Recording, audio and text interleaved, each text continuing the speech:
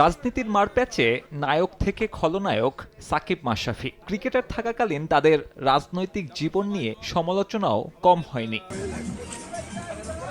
সংসদ সদস্য হিসেবে মধুচন্দ্রিমা শেষে তারাই এখন মামলার আসামি। সাকিব মাশরাফিদের মতো এমন পরিণতি যেন অন্যদের না হয়, তাই খেলোয়াড়দের রাজনীতিতে নাম লেখানোর বিপক্ষে বিএনপি মহাসচিব মির্জা ফখরুল ইসলাম আলমগীর। খেলাধুলার সঙ্গে রাজনীতির সম্পর্ক থাকা উচিত না, এবং যেটা চলমান অবস্থাতেও নয়, এবং ভবিষ্যতে যারা খেলা ছেড়ে দেবেন তারা রাজনীতি যেতেই পারেন, এটা তাদের অধিকার।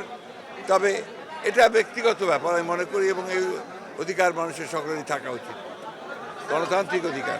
রাজনৈতিক পট পরিবর্তনে দীর্ঘ 11 বছর পর এদিন মিরপুরের হোম অব ক্রিকেটে এসেছিলেন মির্জা ফখরুল। জিয়া ক্রিকেট টুর্নামেন্টের ফাইনালে তিনি ছাড়াও তার দলের নেতাকর্মীদের উপস্থিতি ছিল চোখে পড়ার মতো। বাংলাদেশের মানুষ যেমন ক্রিকেটকে ভালোবাসে, একই সঙ্গে মুক্তিযুদ্ধের ঘোষক বীর মুক্তিযোদ্ধা শহীদ জিয়া রহমানকেও একইভাবে তারা ভালোবাসে। তার সময়ে চেষ্টা করেছেন খেলাধুলা ক্রীড়াঙ্গনকে আরও বেশি অ্যাক্টিভ করে তোলার জন্য।